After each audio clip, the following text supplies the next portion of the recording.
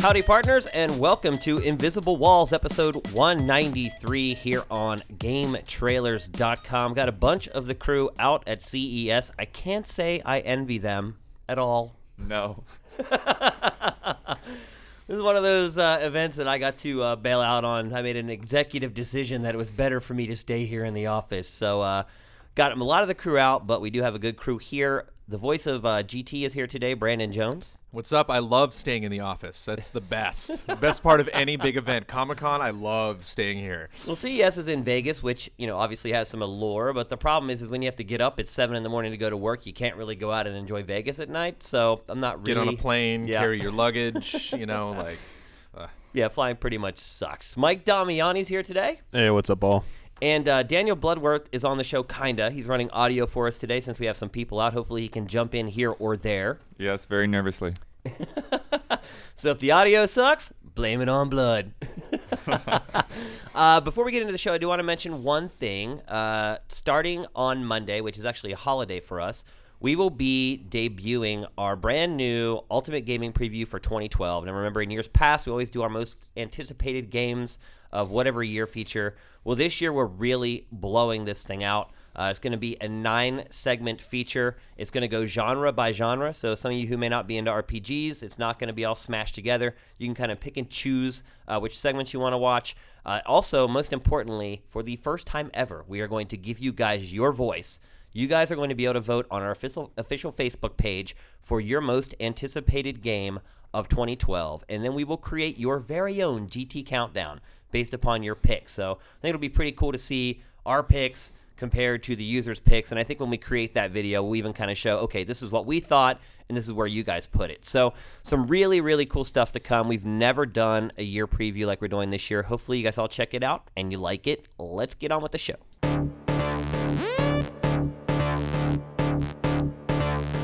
All right, since we just talked about it, let's just go right into it.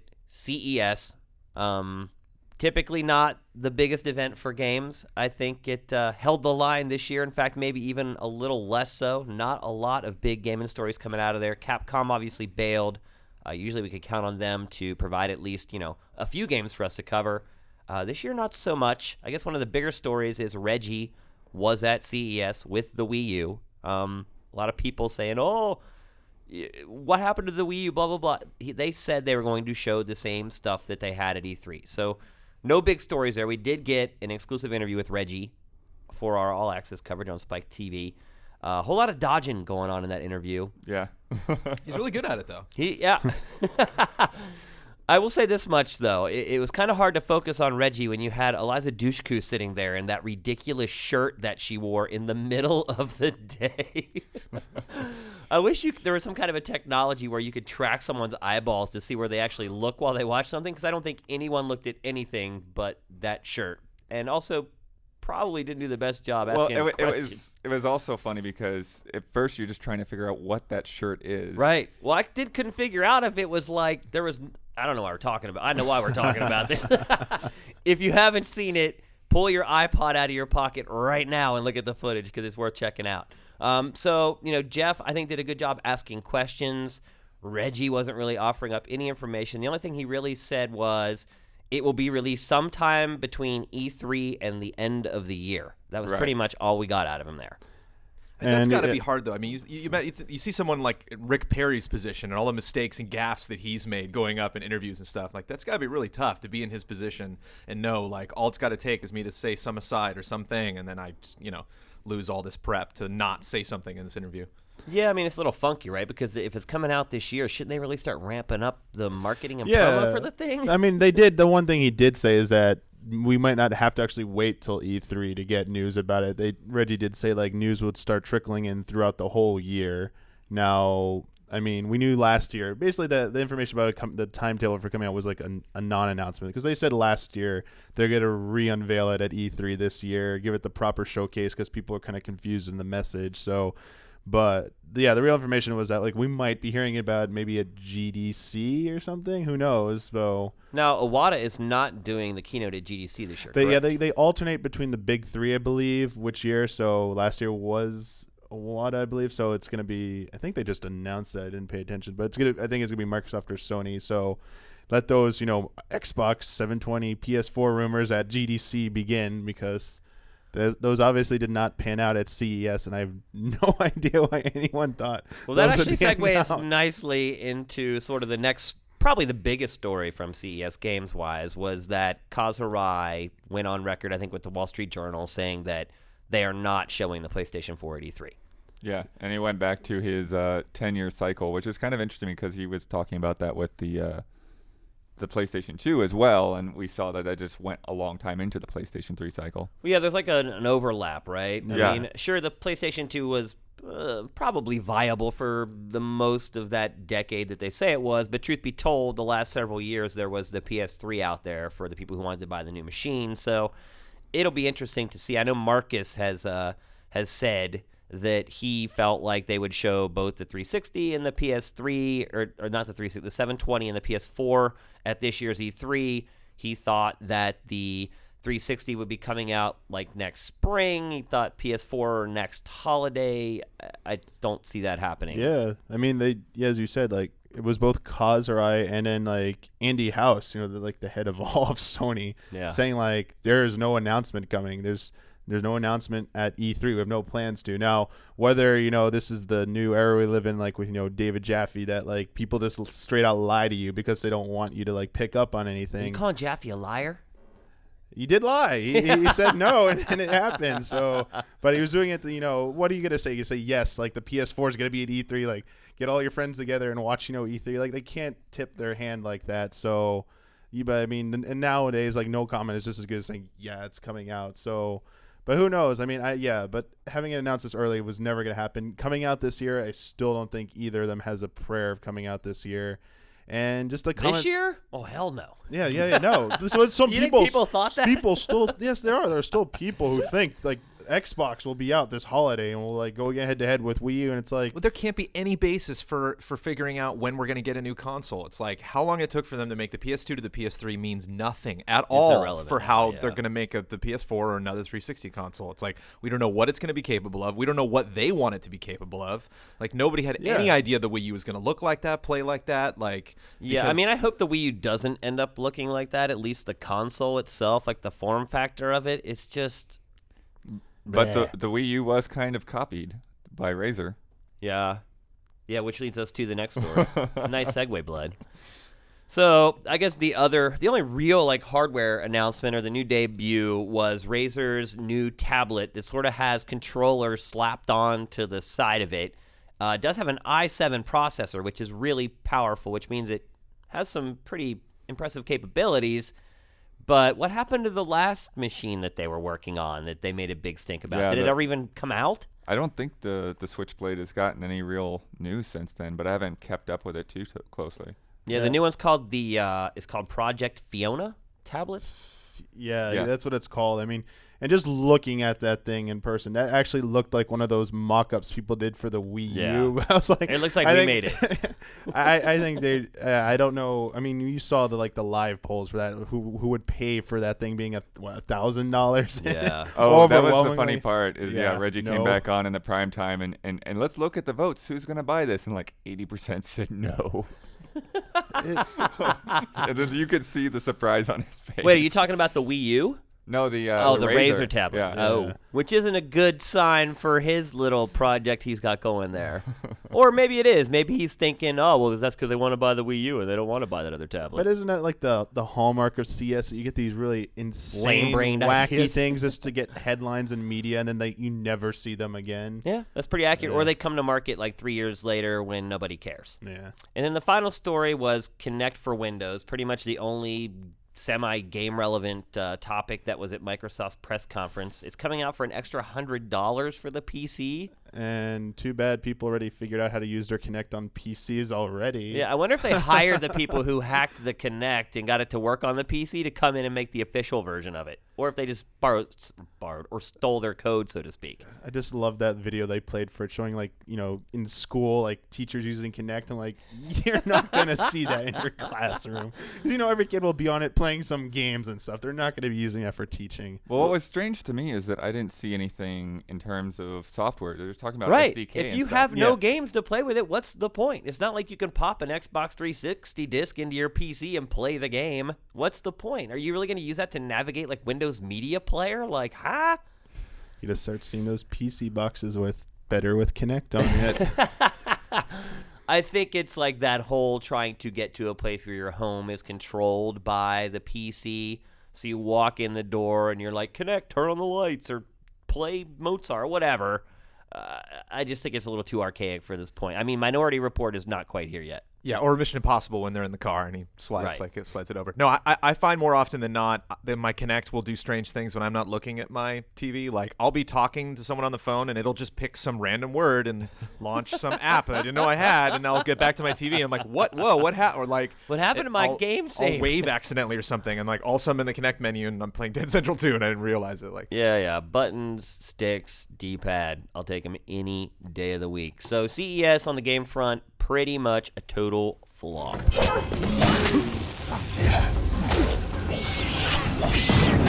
All right, so here we are to talk to a couple developers from Kingdoms of Amalur Reckoning. Now, I have to say this is one of those games that maybe has been flying under the radar a little bit, but as an editorial staff, we've kind of fingered it, so to speak, as one of the games we're really excited about for the coming year. So here to talk to us, we have Ken Ralston. He's the senior designer for the game. Now, Ken, you have a little bit of a history that goes beyond just video games, right? Back before the earth cooled, I did the early dice rolling, little things made from mammoth bones. And yes, I have been doing paper and pencil, and then light classics like Morrowind and Oblivion.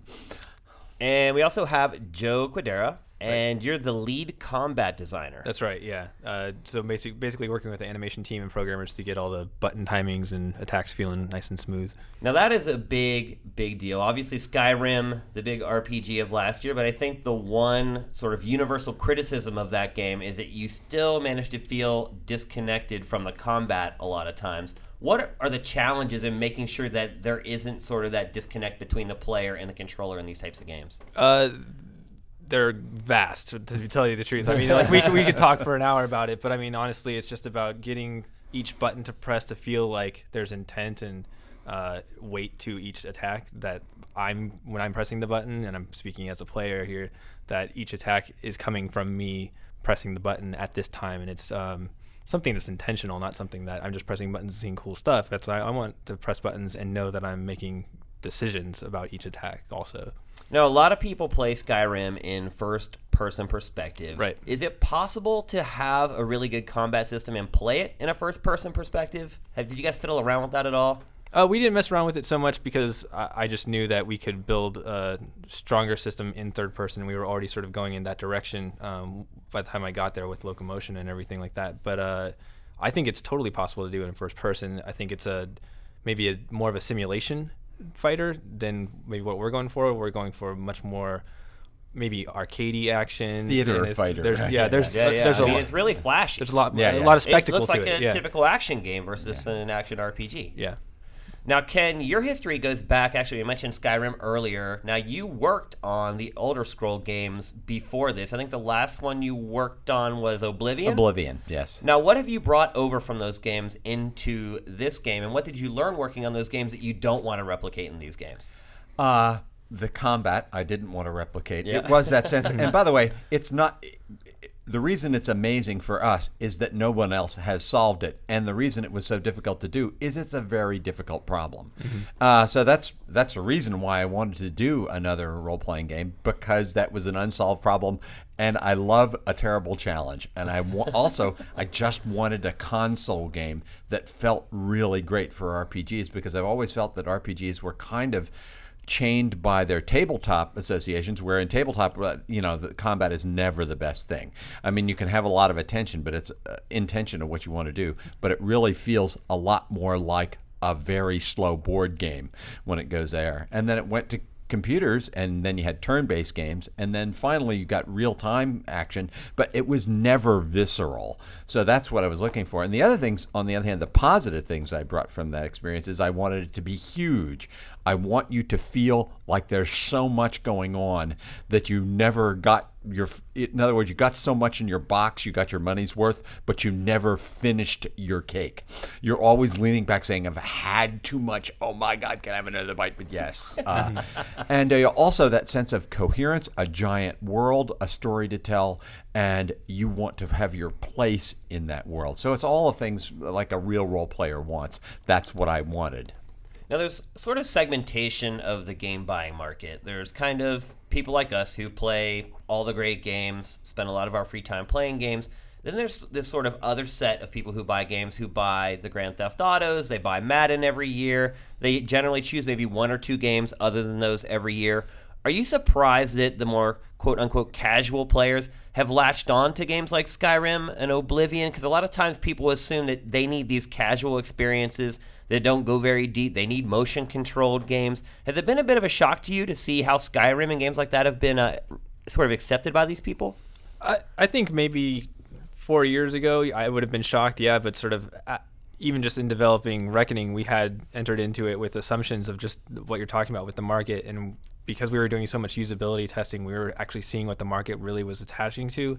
And the thing that I started getting, sort of my lesson that I learned, was that game players, even if they're just MMO players, they're really a lot better at action games than they think they are. And it's just a matter of putting it in their hands and letting them sort of explore for 5 minutes, and they pick it up just as fast as anybody else. So it's I think as developers, we tend to box everybody in these little compartments, but really that's not the way that the world works at all. Also, remember back when Wizardry was the first role-playing game, that was a period when there was only so much software, so everybody was a casual user. And I remember that, and that's so natural for me. And I want to return to that period, and how do I do that? It may be, to a certain extent, by removing some of the friction for a casual player to play a role-playing game. It seems like there's so much lore, all those things that are a pain, and then also they're very slow-paced, and they traditionally have had very bad user interfaces and user experiences, because hardcore guys, we don't feel pain. We're like orcs. We're used to that stuff, so we want to keep moving. Doing what we do well at Big Huge Games, good interfaces, good user testing and things like that. That's something I happen to know that a lot of other people are not doing as much as they should do in the role-playing area. So that's a great opportunity for us to find the audience that I always took for granted from back in my old days of playing as a casual player and having friends. Everybody played role-playing games in those days.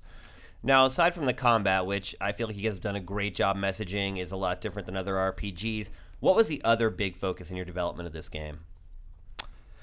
I would say the assets that we had, like Todd McFarlane and the asset of Bob Salvatore. Todd McFarlane, from one point of view, since I know nothing about art, he was magical because he was able to make the outline of these creatures exciting in a way that I couldn't articulate. And Joe can go on for hours about that. But for me, it's being slapped in the face so vigorously by Bob's far better world-building skills and far better storytelling skills. I think I'm great. I really do. And I'm not bitter at all because he's better than I am, because he's obviously, he's done his homework. He also comes out of the same background from TSR. That's where I got to know him earlier. So I'm not angry that I don't get to do all the really cool stuff, because he did such an awesome job of it, and we've exploited the living daylights out of it. Multiplayer, a big focus these days in games. A lot of people who buy games feel like if a game doesn't have multiplayer, it's hard for them to rationalize spending the full price on the game. You have a game like Skyrim where you have hundreds of hours of play. Did you guys take that into account? Is this the type of game that we're talking about here, where we're going to get 100 hours of playing this game? Oh yeah, we're talking. The analogy that's best served here is we had our QA do a 100% speedrun playthrough, and they could not get everything done in less than 200 hours. Whoa. Going as fast as they can, that's skipping dialogue. So the person that's going to be into the lore and trying to actually explore the systems and the crafting and everything you can do in the game, they're going to be looking at well over 200 hours of gameplay, and that's no problem for us. So I think when we knew the size of the game we were building, we had no qualms about making it single player, because that's a pure single player experience that you're going to be able to sink your teeth into and really go into every day and find something new. Can you talk a little bit about how you guys became associated with 38 Studios and Kurt Schilling? And then there's some rumors floating around about how your game ultimately is going to connect to an MMO that they're working on. Can you talk about that at all? Yes, but only guardedly. We can't tell you anything at all about the MMO except it's set in the same world, Kingdoms of Amalur. Right? Copernicus is a code name for it. Who knows what it'll be? We wouldn't tell you if we knew. But the delicious thing about it is that for us, we can see a vast vista of player experiences, seeing the past and the future, something that you've never seen in any other world. Also some severe challenges, which one of the great things about great challenges is they force you to think in new ways, and it has consequences. Right. This whole 10,000 year history thing is pretty cool in the fact that we were able to build cities, and even just consequences on the development side is we build a city and it's going to be in the MMO. Maybe not, depending on what you may not be sure exactly in what form it'll be in the MMO, but it's in the history. It's been there. There might be artifacts, or it might even be taken over by another set of people. So we're creating work for the MMO guys also. Now you guys have a demo coming out January 17th, I believe. Yep, that's right. And somehow you guys worked out some kind of of a deal with Mass Effect 3. Can you explain how that all works? Please tell them, Joe. Tell them what they've won. So first off, when you just play the demo, you're going to unlock some items in game. You're going to get a Twist of Fate card. You're going to get a weapon, and when completing the demo, you'll get a helm for use in the full game when you buy the full game. On top of that, just by playing the demo, you get Todd McFarlane designed armor in Mass Effect 3 when Mass Effect 3 launches. You also get some Reckoning-inspired weapons. It's a chakram launcher that's going to shoot these magical burning discs in Mass Effect 3. Now, on top of that, when you get the Mass Effect 3 demo, when that releases, and sometime coming soon, you'll be able to unlock in-game items in Reckoning. So by playing the two demos, you're basically getting in-game items for the opposite game, which is just all sorts of fun. And for game players, I want you to note that the helm that you get, the third thing that you mentioned from playing it, is a fire bonus. And since I make all my characters with fire bonuses, this is a thing that you will want to have, and you will dance, the happy dance. Yeah. It's this crazy web of just, you play one game, you get all sorts of good stuff in the other. Now, as a developer, how do you feel about demos? Obviously, you want your game to get out there. You want people to experience it and hopefully enjoy it and then ultimately buy the game. But as far as that demo coming into the development process, you're in crunch time, you're trying to finish the game. Do you have a separate team that works on that demo? How does that all play out? I don't know if we're allowed to talk about that. That's a very good question that makes us anxious and unclear. Yes, I will agree. It's too much for a studio to do. I've never been able to do one with an open world in the past. So, yes, it is a miracle beyond human imagining. And we can't actually tell you exactly how that miracle happened right now. Yeah, I think it's important to say that any demos that we would work on would take away from the main game, and a miracle really did happen. Precisely. So that nothing out of the main game was sacrificed. What can players expect from the demo?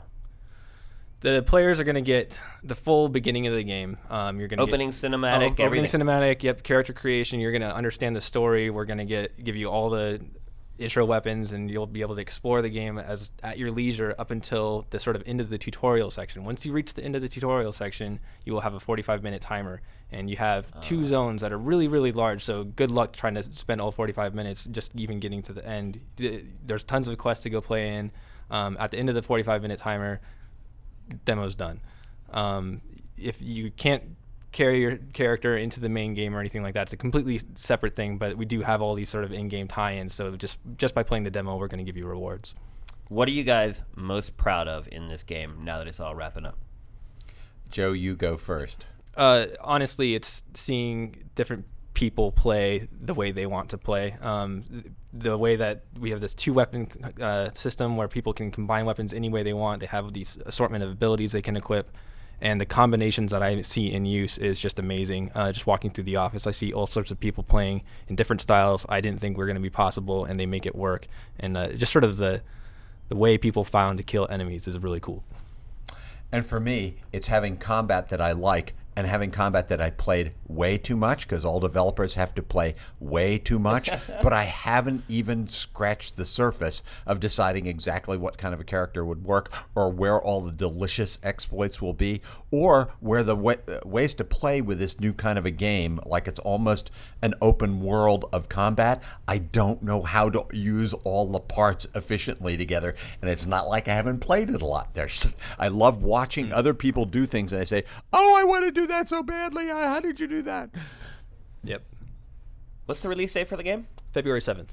And platforms, PS3, 360, PC? Yep. Yep. Correct, yeah. PC players going to get a little love. You guys spend some extra time dusting that sucker up for the PC? Totally awesome feature that I'm so excited about is you can play with a controller, an Xbox-style controller, but it automatically, context-sensitively notices whether you're using the keyboard and the mouse or those two, and slips seamlessly back and forth. There's another example of not having discovered yet all the great joys of that. Wow, I now find myself not thinking about the fact that I'm using both interfaces casually, seamlessly.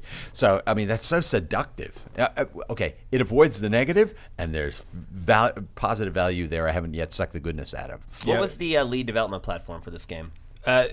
Really, there was none. I was just going to say, with all of our usability testing, we developed on all three simultaneously in-house and always did tests on all three. I did all the input systems for all three, and we made sure to support all three universally. I'm grinning to say, oh my God, what a terrifying prospect. But yes, in fact, that's what we did.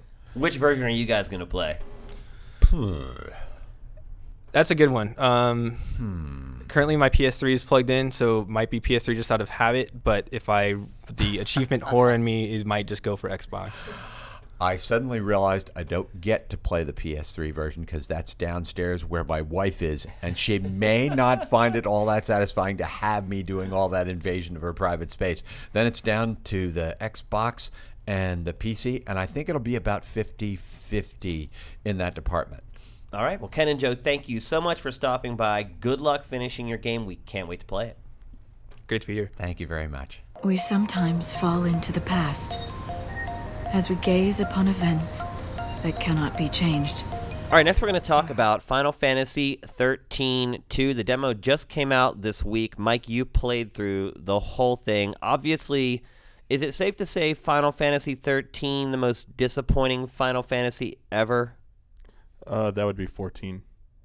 Oh, yes. I forget about that one. Okay, yes. In your defense, 13 was the most disappointing console single-player main entry, though I think in the grand scheme, 14 was probably the biggest failure. Yeah. There was proper Final Fantasy games, yeah. 13 had a lot. I think 13 had a lot more hype going into it, a lot more writing on it, and ultimately it just wasn't where it needed to be, I believe, in most people's eyes.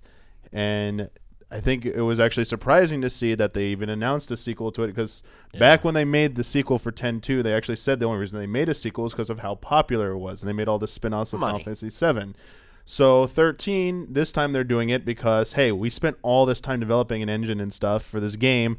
And we used it once. We used it once. And again, it was marginally successful. Let's just put out another sequel real quick in this generation, and here comes 13-2. And after playing the demo and some of the import, this feels like the game 13 was supposed to be. So it's an improvement. It's definitely an improvement. If you're expecting a radical overhaul, it's not that, because it's still using the same engine. There's only so much they can do, but basically the biggest things they've done is, well, the design can improve, right? That's the biggest thing. Like, the design of 13 was grueling. And so far from what I've seen, it is generally improved in most areas. Like, they're still running down some corridors and stuff, but there's more paths to go, but there's more to actually do now. Does the game crack open a little earlier this time? See, I didn't play that much of the import. I only played up to where actually the demo goes to, I believe. But I believe shortly after that, it opens up a lot more. And just so people know, it's not like a sprawling, seamlessly connected overworld. It's still not that. It's still individual zones. And how it works is you go to different you go along a timeline basically, and each time you're at a location. Like the demo is something called like Brescia Ruins or something. And then you can go into the future or into the past of that point and see different versions of it. And that's kind of the plot of the game, is solving these like time anomalies and restoring like the timeline back to how it's supposed to be. But yeah, basically but those zones are a little bit more open though. There, as I said, there's more to do. There's like side quests. You can talk to there's NPCs around that you can have conversations with. They have like the whole kind of like Mass Effect light, decision making and like the dialogue trees. Like, how should you react to something? Like the example in the demo is there's a giant boss. You can either opt to fight right away, or you can ask for like, maybe you can pick one of the decisions that says like, let's ask someone else for advice, and they'll be like, you really shouldn't do that. I heard a rumor that there's some item that might weaken it, something like that. So there is some decision making like that. But I didn't actually get to try them, but we've seen there's chocobo riding. There are mini games that have come back. So they've put more activity into it, which is one of the biggest complaints about the game. Does it 13. feel more like a Final Fantasy game? Because 13 to me, I felt like it could have been any futuristic RPG. I didn't feel like there were close enough ties to what had come before. I would say it's a little bit more, but like to me, it's still honestly, if you took away like, there's still some Final Fantasy archetypes in there, but it still feels like the furthest away from the other games in the series. I'm honestly still not a big fan of like the character designs and in the world of that game. That was the two biggest put-offs for me, and they still really haven't changed that much. But in terms of like the one thing I will say is like about going to the battle system, because it's still turn-based, so a lot of people are groaning about that, but they sped it up. Even the last one was pretty fast, but like the transition between the paradigms was kind of slow last time. To watch that long animation, it's like instantaneous this time. They sped it up. You can change your party leader at any time you want to, so there's no more the main character dies, you get a game over crap. And the biggest addition is, while it's still a 3-person battle system for your party, you do this monster collecting thing where you capture monsters after battles, and they become parts of you can equip arrange your party with these new monsters. So there's like hundreds of them, I think, and they each have they have a unique role that they stay in, but you can level them up. You can they get certain abilities, and that's where a little bit more of the flexibility comes in. And so it's not very obvious at first, but for those who are very familiar with 13 and jump into 13 and spend like about 10 minutes learning the new battle system and the kinks and stuff, it is refined enough that it took everything that was kind of a flaw in the first one and so far has improved it.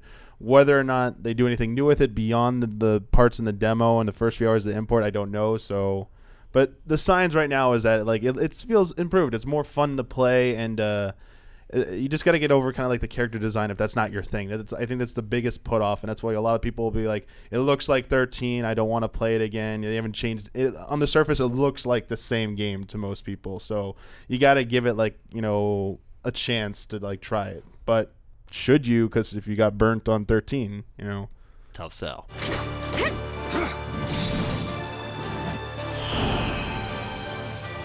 All right, next up, it is the return of On the Hook. Been a while since we answered your questions. We actually got some really good ones this week, and Mike has the first, kind of two. Yeah, there's two questions we got that kind of tied together, but we'll start with the first part. The first one is asked by the Schneids, and they asked, do you think there will be a way to play DS, 3DS games through your Wii U? Like a Super Game Boy or Game Boy Advance, they mean the Game Boy player. Yeah. Or Game Boy Advance player for DS, or the Game Boy player for GameCube, I guess.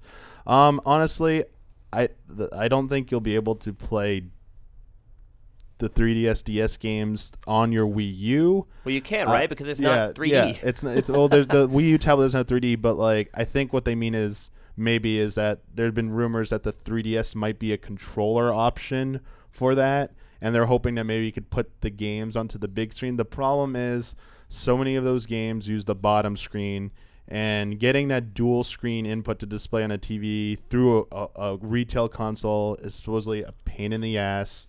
I mean, you do have the two screens, right, with the Wii U. You have your main TV screen, and you have the screen on the controller. So and it's a touch screen. Yeah, having it bottom. I mean, that definitely could work, but I mean, I don't think Nintendo wants to, cannibalize that. They want you to still buy 3DSs. They still want you to play on that.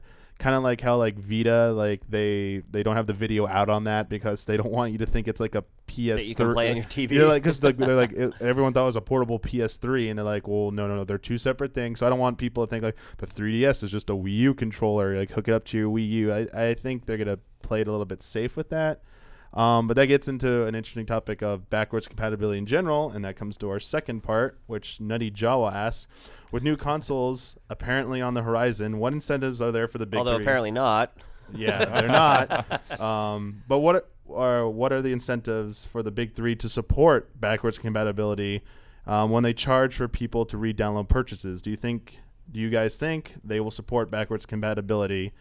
And honestly, I think the answer is going to be it's all going to be digital. I think what everyone's doing it now. Xbox Live or Xbox has the XBLA games, but they also have the Xbox Classics, and you can get 360 games on there. But there's a difference, right? Yeah. Because the difference is you can put the hardware in your machine to make it backwards compatible, or you can recode those same games to work on that console. I don't think the physical games, if you're looking for that, like if my GameCube or Wii, like Wii games are going to work on Wii U, they said it, but like is my GameCube game going to work on Wii U? Is my PS3 game going to work on my PS4?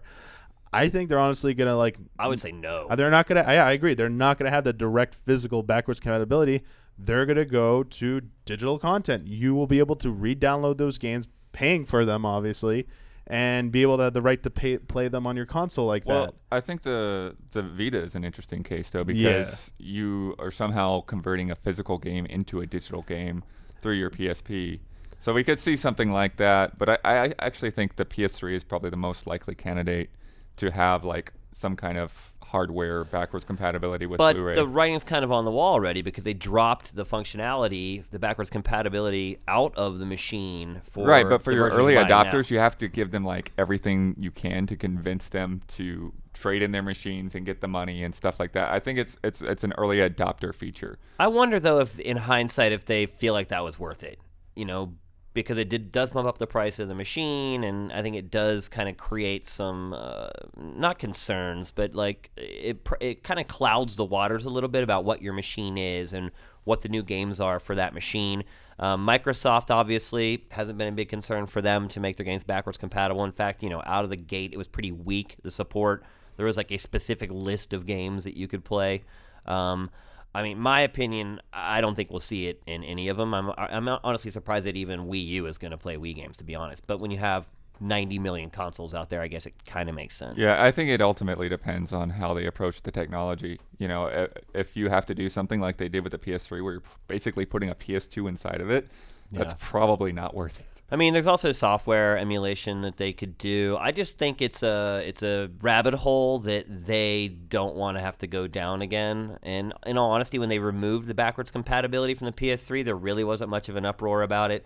I think I've played like 2 games in my PS3 that were PS2 games where I actually put the disc into the system, and one was like Wheel of Fortune when I had a bunch of people over my house. So even for someone like me who plays a ton of games, it's like I'm always looking to play that next thing. I don't have a lot of time to go back and play the back catalog, so I'd be surprised if they did that. Brandon has the next question. I just want to make one more point on there. I can't wait until companies do like a life pass, and this might be a horrible idea, but I've always thought about it. So like I can pay retail value for Street Fighter 2, and I own Street Fighter 2 indefinitely. Like Capcom registers that like I own that, period. So like if you come out with that game and it's not like a 3D remake or like you don't reinvent it in some way, it's just like, oh no, it's on PSN now. Like I still own that because I bought it. And if it, What do you charge for that? I don't know, but it's kind of like an annual pass idea, to though. a theme park. It's like I'm paying up front because I know I'm going to use this a lot. And like I know this is a game. Like I would buy GoldenEye just to have it, Right. just to know that like whatever console comes out, whether it's handheld or whatever, I think it's an interesting concept. All right, our next question is from Omar Rasul, and he wonders, is DLC going to get worse next gen? I guess defining worse might have been helpful. Right.